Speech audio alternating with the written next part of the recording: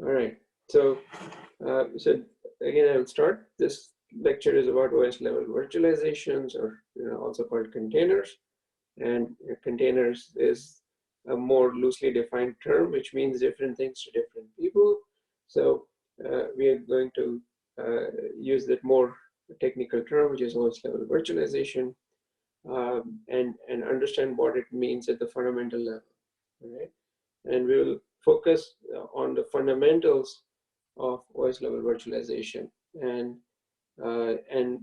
we won't get into the details of commercial tools such as Dockers or Kubernetes and so forth. Although those are also important, but in order to understand what they're doing, it is more important to understand what what the fundamental techniques are. Okay, so let me get started. So we have we'll step back a little bit and look at some of the key techniques that key concepts that we have looked at so far, right? So there's this notion of isolation. Isolation means that you have a process that is running in the system, and or you have, say, a virtual machine that's running, which is a group of processes. And the idea is that the underlying OS or the hypervisor would try to limit what these what the application or process or the VM can see about the outside world. So you want to isolate you want to limit the view of the world seen by a group of processes. Okay.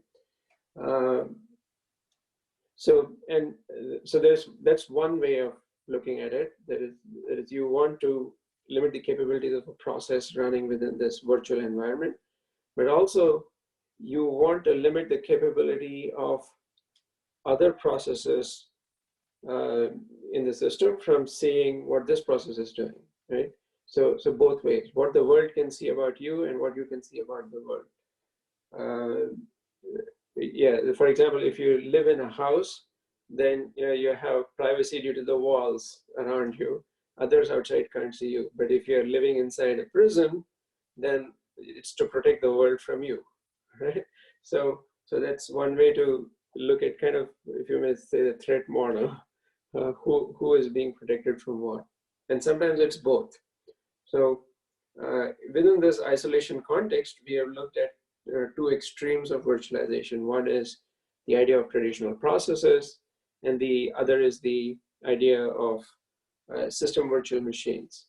Okay. So, and within processes, we have also looked at process virtual machines, for example. Okay, so all the entire classification that we covered in the previous lecture. So let's first look at processes. So we have, it's very simple. We are all familiar with this. That there is a host operating system, and that runs many processes. So each process is like a virtual execution environment, a process VM kind of, right? It has its own virtual memory, and its own CPU, virtual CPU, and ability to access file system and so forth. So if there is no inter-process communication going on, all these processes have a limited view of the external world, and other processes can't access this particular process inside the contents of this particular process. So both ways, the rest of the world is protected from the process, and this process is protected from the rest of the world. But there is also this isolation model is also kind of loose. What that means is that since there are many processes in the system, they have a common file system, for example, and on the hard disk, they may be sharing a hierarchical file system, and to the extent that the file permissions allow, they can see each other's file, they can see path names, they access common network interfaces, common I/O devices, and and so forth. And if processes want, they can initiate inter-process communication with other processes. So you can establish, pipes, or can send signals, and so forth, as long as the process is allowed to do that. But the isolation boundary is somewhat loose. Other than virtual memory and virtual CPUs, the rest of the system is pretty much open, right? And the most important thing is that the host OS, which is common for all of them, right? So if the host OS has a vulnerability, for example, and one of the processes is able to hack into the OS and take control of the OS, then all the other processes in the system are compromised, right? And it turns out the host OS has a very wide interface. This interface between processes and the host OS is the system call interface. In Linux, for example, there are close to 400 system calls, and it's very difficult to make sure that all the system calls are correctly implemented without any vulnerabilities, right? So the isolation boundary between the host OS and process is loose. It's not tight. So as a result, the isolation boundary between these processes is also not tight anymore, right? So so this is a problem with traditional processes, right? And that's why we come up with all these other models for virtualization. Okay, so let's look at the other extreme, which is system virtual machines. We say, all right, we want to have all the processes that are running within an OS. We want to put them all in this virtual box, right? And which is the virtual machine. So the hypervisor and the guest OS have a very cleanly defined interface, which is the instruction set architecture, a machine interface. Okay, so in the ideal situation, you won't have any hypercalls and so forth. So there's a very clean isolation boundary between the guest OS and the hypervisor. And likewise, if you have many virtual machines running on the system, then they don't even know that the others exist. Like, you can list a group of processes running in the system, but you cannot list a group of virtual machines running in the system. At least from one VM, you can't see other VMs. So so this isolation boundary is very tight. Okay, and also each VM has its own OS. So if this guest OS gets compromised by a process here, then the other process running on the other guest OS don't get compromised. So by providing each VM with its own operating system, you make the isolation boundary more strict. Okay, so this is the other aspect. Now, and because we have an ISA interface, but we also have to emulate other aspects of a physical machine. So we have to give virtual IO devices, and we have to give a virtualized view of the memory seen by the guest OS, virtualized view of the physical memory. So so this is a very strict isolation model. But of course, there is a flip side to this, which is that it's because each VM has its own guest OS. There is an extra level of overhead that we are adding, right? And in some situations, this extra overhead becomes too much because now every time the guest OS, it's thinking it's running on a physical machine, but if it does a privileged operation, that privileged operation will trap into the hypervisor, and the hypervisor has to emulate that operation on the physical machine and then return back. So there's a VM exit operation from the guest OS into the hypervisor, and there's a VM entry operation from the hypervisor back into the guest OS. And these are much more expensive than typical system calls, like system call from a process to the OS and from OS back to the process. Those are more lightweight than a VM exit and a corresponding VM entry, because now there's a lot more state to be saved and restored. Okay, so at the expense of more overhead, we are able to provide better isolation. All right. Any questions so far? We haven't discussed containers or OS level virtualization. We're just setting the groundwork for getting there.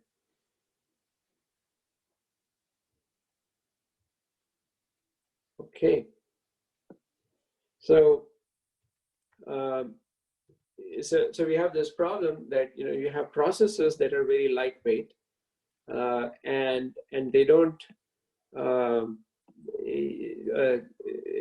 they can run very fast. When your process runs, then it's pretty much running natively on the hardware, except when it has to make system calls, then it asks the OS to do things on its behalf. So it has great performance, but it is not isolated enough, okay? Because process can see a lot of information about each other.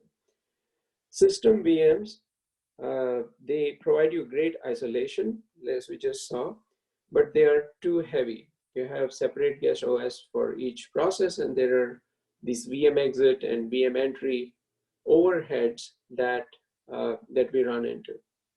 Okay, so as an alternative to this, we want something in between. We want the performance of processes and isolation of system VMs. Can we have that?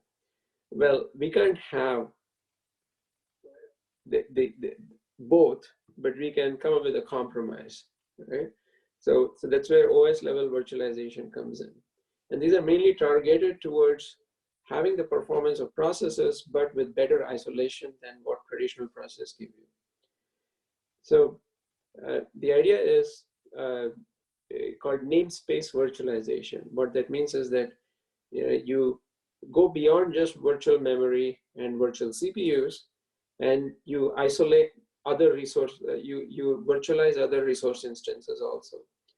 So you can take a group of processes and put them in these something called virtualized namespaces, where you limit the view of the world seen by these group of processes. So they'll still share one OS, right? So just like regular processes, the group in OS level virtualization, they're going to still share one OS, but they're not. But because we are virtualizing the view of the world seen by a group of processes, then there will be greater limitations than traditional processes. Okay? And we're going to maintain the performance of native processes. So we are not introducing another hypervisor layer. So there's not this we don't have this VM exit and VM entry overheads that we had with system VMs. Okay.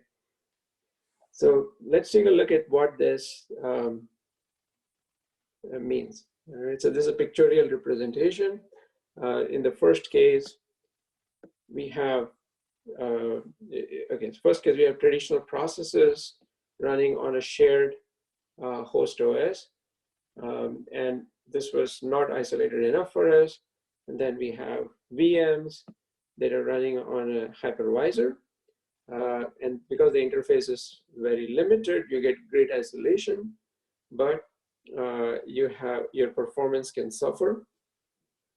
And then we have this idea of containers, or for OS level virtualization, where we take groups of processes and put them in a virtualized namespace that we call a container, and then here's another container with another group of processes.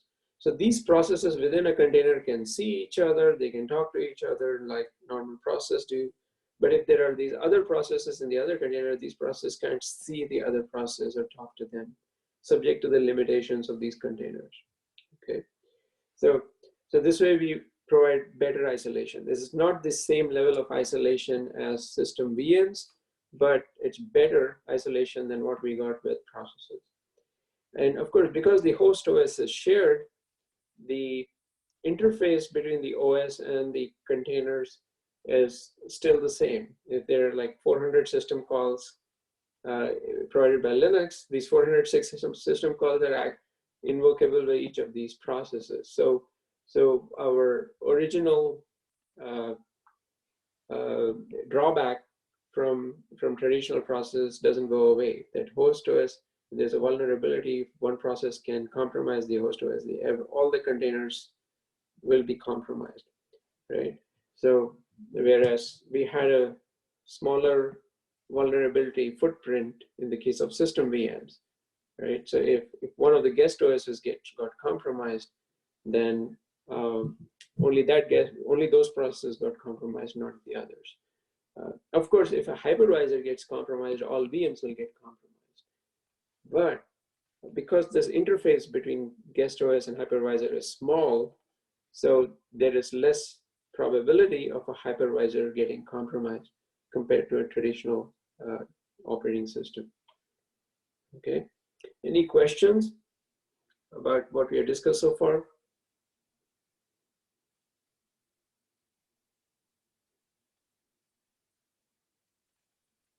Okay,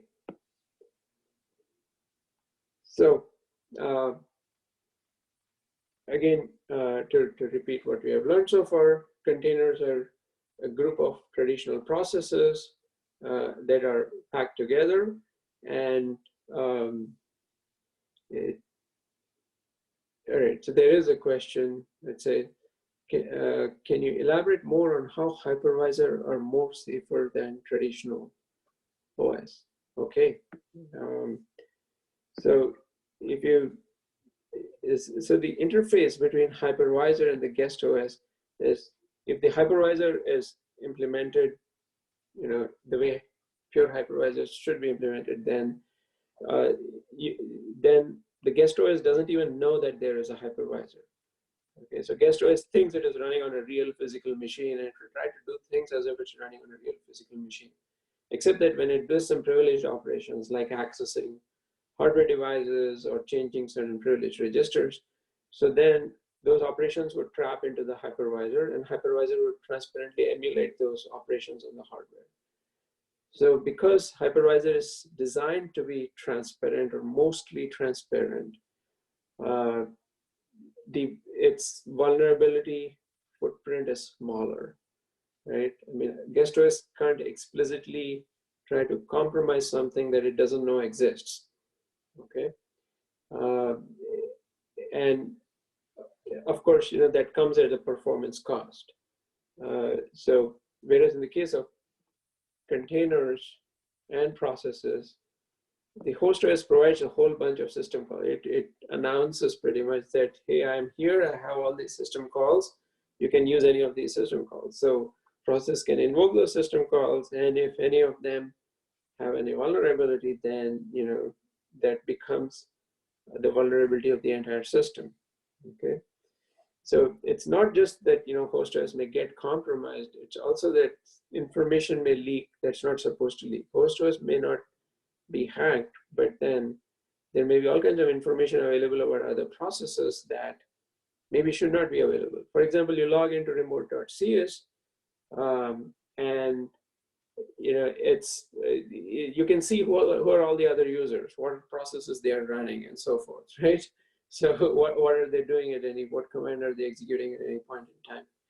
So that's okay for remote.cs machine, but maybe on some other system that's not okay, right? So containers give you a little bit more isolation by limiting what you can see outside the container, but the host OS footprint is still there, like and your interface between processes and the container world is much bigger. Does that make sense?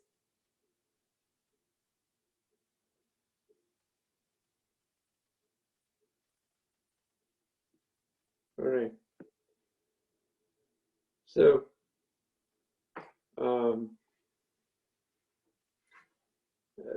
yeah. So in Linux, there is a specific name given to a group of processes. So you can take a group of processes, put them in a container, which is how OS level virtualization is implemented. And specifically in Linux, there is a name given for it. Whoops, sorry, which is called namespaces, right? And the containers have two components. The one is namespaces, other is control groups, and we're going to briefly discuss both of these, right? And see, and taken together, when you use namespaces and control groups together, then they give you a traditional container. And I just, before we go further, I just want to warn you that the definition of container as is commercially used is, you know, changing. Now, there are some technologies where virtual machines are called containers, but that's not how it started. That's why I want you to not take the container word as some pure definition, rather think about OS level virtualization. It's called OS level virtualization because namespaces and control groups, they are supported by the host OS. So host OS traditionally used to support only processes. Now it supports a group of processes that have a limited view of the outside world, right? So that's why it's called OS level virtualization, because it's an additional virtualization beyond just virtual memory and virtual CPUs. Now, virtual memory and threads, now you have this extra virtualization abstraction called namespaces and a resource control abstraction called control groups, okay? That's why it's called OS level virtualization. And container is just a convenient term that everyone uses but means different things. So we have to go back in history to understand, how namespaces came to be. So one of the earliest examples of OS level virtualization was this idea called Chroot. Chroot stands for change root. What does that mean? In a Unix system, any Unix system, you have a root user, like super user, right? They have all kinds of permissions and they can do anything they want. They can change the configurations, they can change password, add users, remove users, change permissions of files. So, so basically the system administrator is the root user, okay? And sometimes the system administrators would have to fix machines. What that means is that sometimes the machine doesn't work or some file system got corrupted on the disk. They have to take the hard disk from one machine, plug it into another working machine and examine the contents of the disk. But then, when they're examining, they have to basically mount a failed disk on a new system and then examine that file system, right? So you could use, the system administrators had this tool called Chroot, where they could change the root of the root environment of the shell in which they're working into a new path, which refers to the mounted disk. So you brought in a new disk that you're examining, you could change root to that disk's file system and then pretend that your root directory starts there and then examine it from there and make modifications to it. So this was a system administration tool. It was not a security tool. But it just, virtualized the file system view seen by a system administrator when examining, say, a disk that's being maintained. Okay, so and if you check the man page for Chroot, it explicitly says that all it does is that it changes the path name resolution process and doesn't do anything else. So it's not providing any OS level virtualization. It's not even like trying to restrict what the processes in a ch-rooted environment can do. So it was not for security, but then people would anyway think that this was meant for security for whatever reason. They would try to use it as a security mechanism, and that led to a lot of problems. Okay, but anyway, so what it gives some people idea that maybe there's something here, that maybe there should be a security mechanism that's similar to Chroot, but it's actually provides you the security because people want a secure execution environment for processes, right? Where they can run certain processes with certain limitations and be able to trust that those processes won't harm the rest of the system. So this led to other projects. For example, FreeBSD Jails. This was part of the Berkeley's FreeBSD operating system that came out. It was even before there was Linux, there was FreeBSD, and it was a very popular open source operating system. And a lot of the modern developments that we use in Linux, for example, they actually came from FreeBSD operating system. So one of the features of FreeBSD was this idea of jails, which was taking the Chroot idea and expanding it to more resources. So what you can do is you can create a jail, or like think about a physical jail. Once you put a person in a jail, they can't get out of the jail and they can't harm the outside world. So similarly here, you can take a process and put it in a FreeBSD jail, and it will provide a compartment for this process to execute. So it limits the files that this process can access. It can limit what inter-process communication it can do with other processes. It can limit network activity, whether it can open network sockets, what addresses it can communicate with. So all these concepts, right? So the idea of jail was to protect the outside world, which is the rest of the OS and rest of the process, from this jailed process. It's not to protect the jailed process from other processes. Other processes can still see it and manipulate it or talk to it and so forth. But this process cannot initiate any activity that harms the rest of the system. So of course, you come up with some mechanism that says that, oh, this provides you security, and the first thing people will do is try to break it. Okay, and then there were ways shown in which the FreeBSD, not just FreeBSD jail, but also other Solaris had its own Solaris zones concept. So these mechanisms were not properly implemented. There were holes, and jail escapes were possible.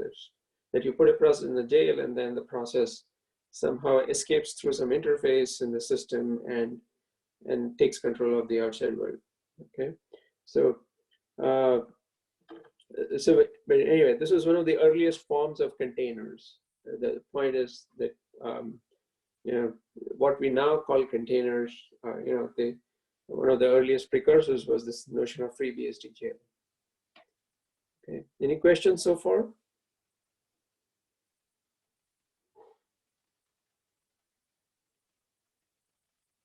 All right. So as Linux came along, Linux was kind of slow to adapt the idea of containers or virtualized process group idea. And they, when they came up with it, they came up with this notion of namespaces. And there was no single concept called a container. It's still no single concept called a container that's supported by the OS. Rather, there are a bunch of virtualization hooks that are available, virtualization APIs. If you put all these APIs together, then you can construct something called a container, right? And in Linux, there were, as I mentioned earlier, there were two concepts, namespaces and control groups. Okay, and within namespaces also, there are like 5 different namespaces that you can define around a process or a group of processes. And you can choose which of these you want and which of these you don't want. So when you take a group of processes, put them together, you can say, they belong to a few of these namespaces, and you can choose not to use others, okay? So it's highly configurable, which kind of makes it nebulous, but it's also, I guess, useful for people who build these systems. So the first one is the PID namespace. As the name says, PID stands for process ID. And what that means is that if you take a group of processes and put them in the PID namespace, then there will be, for each container, there will be an init process with process ID 1, and then there will be a bunch of child processes, and they would have increasing process IDs and so forth, a unique process ID. But different containers have different PID namespace. So what that means is that each container can have its own init process, and you can have 2 different processes in 2 different containers, and their process IDs can be 100, right? But then they're in different containers, so it's okay to have 2 processes with process ID 100. And then there's a global process ID, which spans the whole system, and there's a unique process ID for each process within in the global process ID. So so you can you can nest these namespaces. You can create a PID namespace within a PID namespace and so forth. So what this means is that if you take a group of processes in one PID namespace, they can't even address another process in another PID namespace because they don't know the process ID of the other processes, right? So if you refer to a process ID 1000, it has to be a process ID within your own namespace and not in some other namespace. So, so this is one way to limit the process ID of other processes that you can see. There is something called IPC namespace, which IPC again stands for inter-process communication. What that of course means is that which processes are allowed to talk to each other.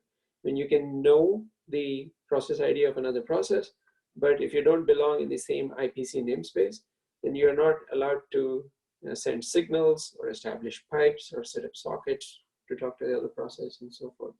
So, so IPC namespace is another one. File system namespace goes down to the storage level.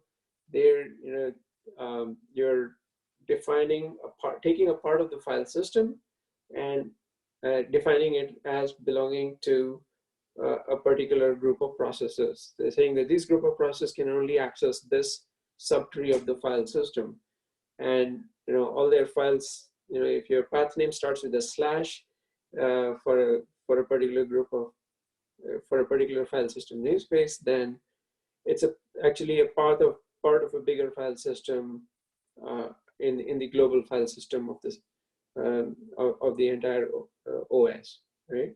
So so you can restrict the view of the file system seen by a group of processes. Essentially, that's what it is. And then likewise for network namespace. Network namespace means normally every physical machine has an IP address, and whenever a process wants to talk to other machines, then it will open a network socket, establish a TCP connection, or send UDP packets. So you get a unique IP address, a unique host name, domain name, and so forth. So now for containers, you can assign unique IP address and unique host name and so forth. So to the outside world, the container looks like a machine, but then internally it is sharing a common OS with the other containers on the system. Okay. And finally, there's a user namespace, which is that you can take a group of like normal user IDs, not just process IDs, but there's which users can access the system. So you can create a user namespace for every container. So every container will have a root user and normal users and so forth. And one container can't access the user credentials of another container. Okay. So again, we are trying to create a machine-like environment for a group of processes, but without having to run an entire OS inside a container. In the case of system virtual machines, we were running an entire OS inside a container, but inside a VM.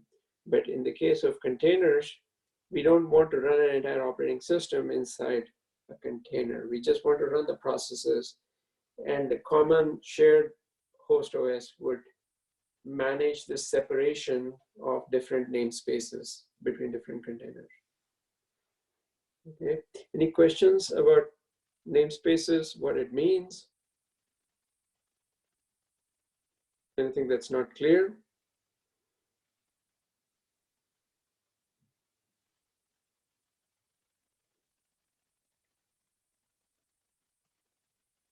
All right, so we're going to go to the next slide, which is the control groups.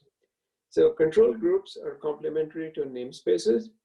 What this does is it controls the amount of resources that a particular container or a group of processes can consume. So for example, you take say 2 or 3 processes, put them in a control group, then and you can then limit how much CPU that those processes can consume. So you can say, okay, these processes should not consume more than 10% of the CPU of the entire system, or they shouldn't consume more than 100 megabytes of memory. You can put hard limits or soft limits on the system. You can say, all right, you this process can consume as much memory as it's want, as long as other people don't want. So, but then if others want, then you have to limit the memory usage of this group of processes, right? Likewise, you can limit the network bandwidth because the network interface is shared. You can say, all right, this container, the process in this container can send out a maximum of, say, 200 megabits per second, but not more than that. So this is a way to do what they call bean counting. So for various system resources, you can specify limits on resource usage, and the OS will try to enforce these limits. So if you define namespaces, which limits the resources that the process group can address, and you define control groups, which defines how much of a resource a group of processes can use, then together they provide you a container environment, right? So all the commercial container technologies on Linux, for example, Dockers or Kubernetes or whatever you name it, they all are beneath, at the very basic level, they use namespaces and control groups. So now, with this basic knowledge, then you can understand, okay, there are layers of additional management software that's built on top of these core OS functionalities. Okay. So, all right, and let me just again ask if there are any questions. You guys are extremely quiet today, so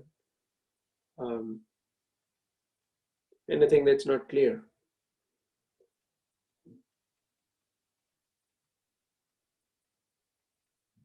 Okay, so you can take this notion of a container, which is where we're taking a group of processes within a single machine and putting them in a box, right? And you can kind of extend it outside a machine. So you can, so the idea of a single system image would be that you would take many physical machines. Let's say you have a cluster of machines, and you have to run some processes on one machine, some processes on another machine.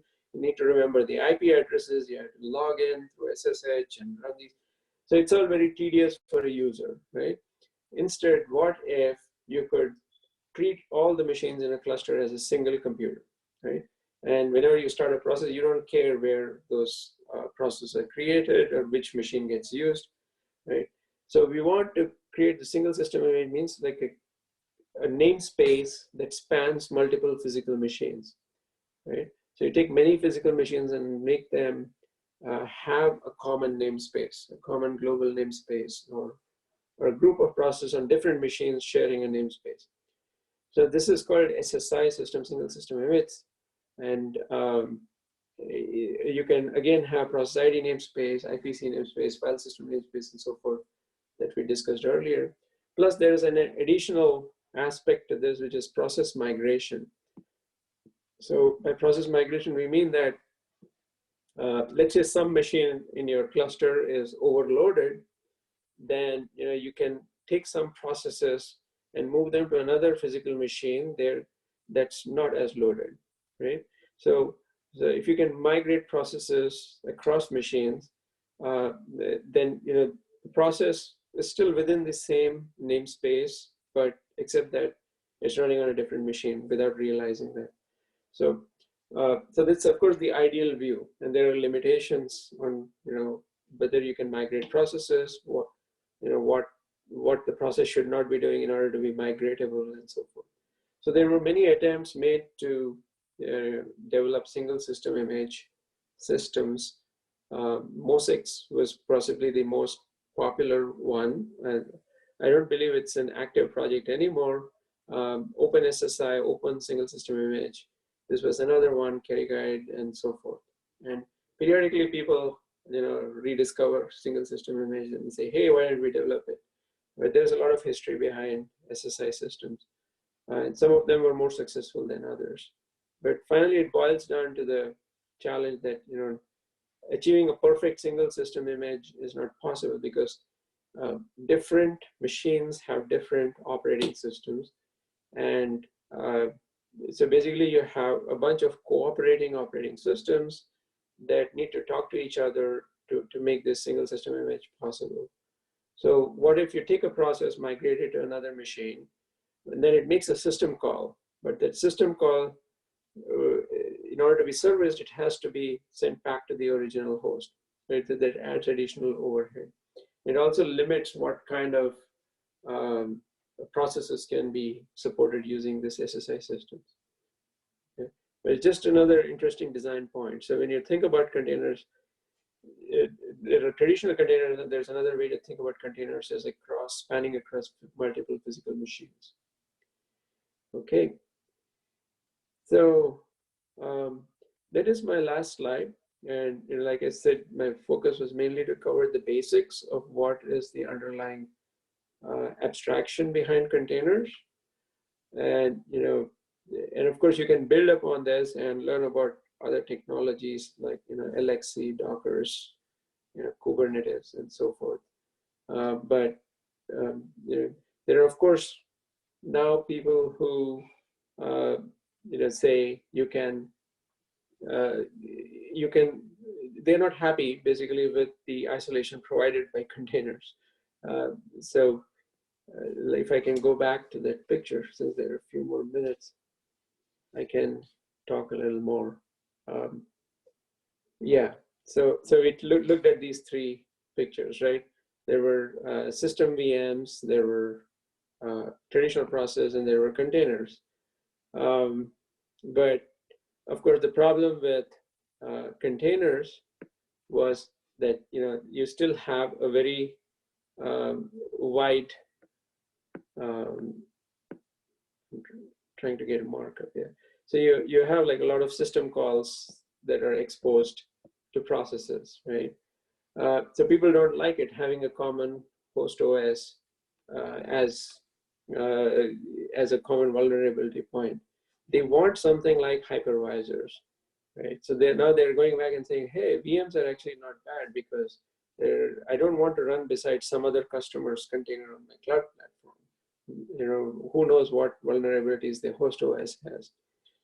So what they're saying, we actually want to run VMs, but we want to pretend that they're containers, because over time people have developed a lot of packaging tools and management tools that they find very convenient. You can create a container image, deploy it on the cloud very quickly, and they want to use all those tools. So they want to use containers, but running inside VMs. Okay, so which is kind of weird. The whole point of going for containers was VMs were too heavyweight, but now they're saying, well, we want VMs, but we want containers and all the tools that they bring with them. So now the new trend, the new fashionable trend is to run containers inside VMs and try to make these guest OS very lightweight. So if you have a very lightweight guest OS that's very customized to run containers, then you can kind of approach the performance that containers give you. So you can get the performance of containers and the isolation of VMs, right? So that's the goal. Of course, nothing is perfect. And if you're going to run VMs, you're going to have these, VM exit and VM entry overheads. Plus, you have this nested paging or what's called EPT, extended page table overheads compared to regular VMs. Okay, so but anyway, the latest trend, you might hear the term Kata containers or Firecracker or gvisor. These are all they're sold as if they are containers, but they're not really containers. They're really containers running inside a VM, and then there's a hypervisor underneath in the cloud platform. Okay, so just some terminology to keep in mind as you encounter them in the future. Any questions so far? because we are approaching the end of the class, so now is a good time to ask.